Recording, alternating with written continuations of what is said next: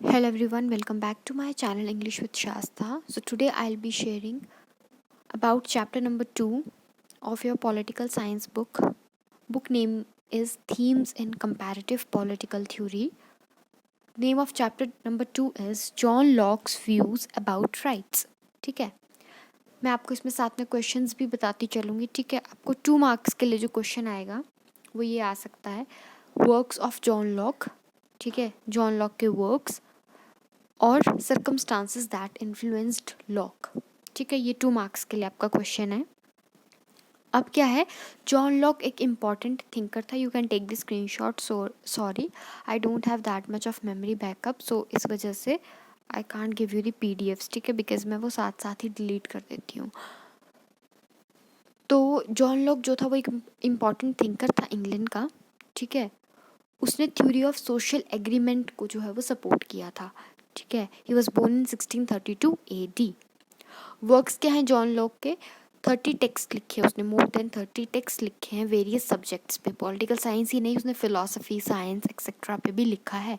ठीक है, उसका फेमस वर्क है 1690 का work, true treatises on government.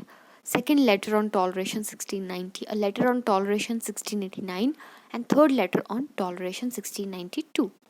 Circumstances जिस वजह से लॉक जो है वो इन्फ्लुएंस हुआ, वो कौन से सर्कमस्टांसेस थे? पहले था सिविल वॉर. ठीक है, उसने छोटे होते सिविल वॉर देखी, क्रोमवेल का रूल देखा. मैं आपको शॉर्ट में बता रही हूँ, बाकी आप डिटेल में यहाँ पे पढ़ सकते हैं. ठीक है, क्रोमवेल का रूल. ठीक है, ओलिवर क्रोमवेल. ठीक है, उसका रूल देखा उसने.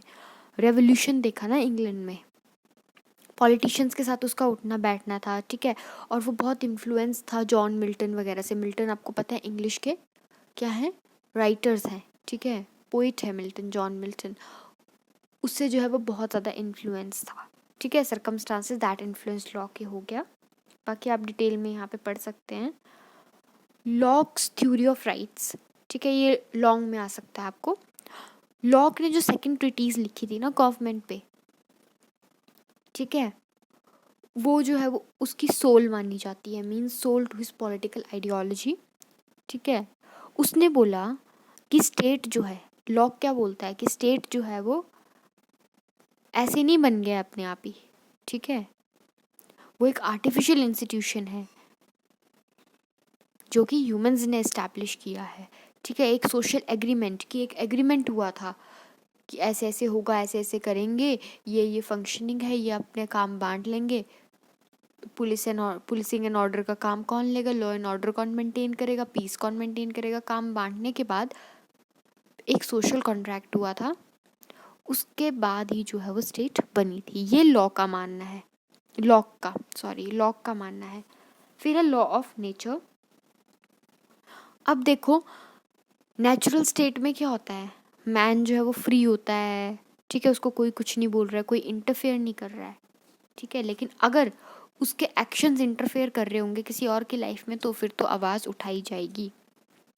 ठीक है, बाकी ये इसका आप स्क्रीनशॉट ले लीजिए, आप ये पढ़ सकते हैं डिटेल में. इसमें यही लिखा हुआ है कि जितने भी ह्यूमन बींग्स हैं उसको प्रिवेंट किया जाए, उनको प्रिवेंट किया जाए बाहर को कोई अटैक कर दे. ठीक है, प्रोटेक्शन उनको पूरी की पूरी दी जाए, पीस और सिक्योरिटी मेंटेन की जाए. ठीक है, और नेचुरल राइट्स की वो बात करता है. नेचुरल राइट्स कौन से हैं ये आपने देख लिया. नेचुरल राइट्स का क्वेश्चन स्टार बना हुआ है, ये आ जाता है. Natural rights according to Locke 3 rights है: right to life, right to liberty and right to property. Liberty and property. Right to life क्या है कि मैन जो है वो जो उसको करने का मन है वो उसको करने दो. ठीक है, अपनी मर्जी है उसकी, फ्री इंस्टिंक्ट, अपनी विल है उसकी अपनी लाइफ को अपने हिसाब से करने की. राइट टू लिबर्टी, जो उसके मन में आता है वो करे, पर ऐसा कोई काम ना करे जिससे किसी और को हार्म हो जाए. Right to property. प्रॉपर्टी में क्या बोलता है कि गॉड ने जो है वो मैन को लाइफ दी है. ठीक है, हेल्दी लाइफ दी है, तो मैन का जो है पूरा अधिकार है गॉड की हर एक किसमें, गॉड की हर एक चीज़ में जो भी गॉड ने बनाई है. ठीक है, राइट टू प्रॉपर्टी. कंक्लूजन आपको पता है. इंट्रोडक्शन, अगर आपको इसका क्वेश्चन आएगा, अगर आपको क्वेश्चन आ गया natural rights of John Locke, तो आप सबसे पहले स्टार्ट करेंगे जॉन लॉक किससे इन्फ्लुएंस हुआ था, उसके वर्क्स कौन से थे, उसके बाद आप बताएंगे कि उसकी थ्योरी क्या है राइट्स की, उसके बाद आप नेचुरल राइट्स पे आएंगे, और उसके बाद आप लास्ट में कंक्लूजन लिखेंगे। ओके, नेक्स्ट ये क्वेश्चन भी इंपॉर्टेंट है, ये भी आ सकता है, inconveniences of state of nature. ठीक है, अब क्या है, जो आपके नेचुरल स्टेट है, NS मीन्स नेचुरल स्टेट, ठीक है, नेचुरल स्टेट है is not a state of war but a state of peace. Natural state में वॉर नहीं है, नेचुरल स्टेट में क्या है, सिर्फ पीस है। ठीक है, 3 शॉर्ट कमिंग्स थी नेचुरल स्टेट की। Shortcoming means drawbacks, there were 3 drawbacks. ठीक है, थोड़ा मेरा थ्रोट थोड़ा ख़राब है तो प्लीज़, है ना, सॉरी फॉर दैट। अब देखो 3 शॉर्ट कमिंग्स थी नेचुरल स्टेट की, मीन्स ड्रॉबैक्स थे।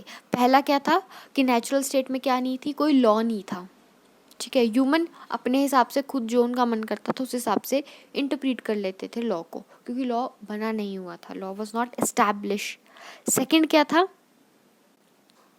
सेकंड था कोई जुडिशियल अथॉरिटी नहीं थी ना, अगर कोई म्यूचुअल डिस्प्यूट हो जा रहा है तो कोई भी नहीं बता पा रहा था। ये जो लॉ की नेचुरल स्टेट है ना, उसके ड्रॉबैक्स हैं ये।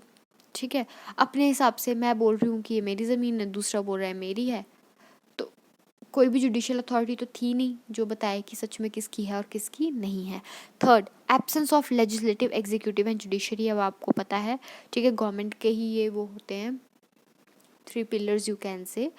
तो ये लोग तो थे ही नहीं, ना लॉ एंड ऑर्डर मेंटेन, ना कोई लॉ बनाने वाला था, ना कोई देखने वाला था कि लॉ अच्छे से वर्क कर रहा है कि नहीं कर रहा है। ठीक है, इसकी क्रिटिसिज्म आ गई। अब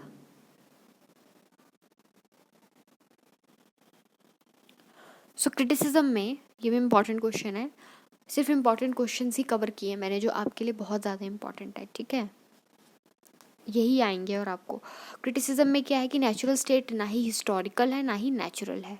ठीक है, अकॉर्डिंग टू जॉन्स एक बंदा है, वो बोलता है, मतलब जो मैन है ना, नेचुरल स्टेट में भी वही उसका वही हाल है, आज के दिन में भी उसका वही हाल है। ठीक है, नेचुरल स्टेट में भी उसको वही है, पता पुता है नहीं, आज के टाइम पे भी उसको कुछ नहीं पता। बेशक उस टाइम पे जुडिशियल अथॉरिटी नहीं थी, आज जुडिशियल अथॉरिटी है हमारे पास, तो भी क्या ही है, कुछ हो रहा है, खास नहीं हो रहा। ठीक है, rights are meaningless in absence of state. अगर आप right to liberty, right to life और राइट टू प्रॉपर्टी दे रहे हो लेकिन आप स्टेट की फॉर्मेशन नहीं कर रहे हो, तो फिर क्या है, वो राइट मीनिंगलेस है। Meaning of property not clear, इनको प्रॉपर्टी का मतलब ही नहीं पता था। बोलते थे गॉड ने जो भी बनाया हुआ है वही सब जो है वो मैन का, उस पर पूरा पूरा राइट है। पैराडॉक्स, प्रॉपर्टी को बहुत इंपॉर्टेंस दे दी थी। ठीक है, प्रॉपर्टी को इतनी इंपॉर्टेंस दे दी थी कि अपने हिसाब से स्टेट भी जो है प्रॉपर्टी में इंटरवीन नहीं कर सकता था। ठीक है, ये क्रिटिसिज्म है। और ये भी इंपॉर्टेंट क्वेश्चन है इसका, लॉक के व्यू ऑन ह्यूमन नेचर।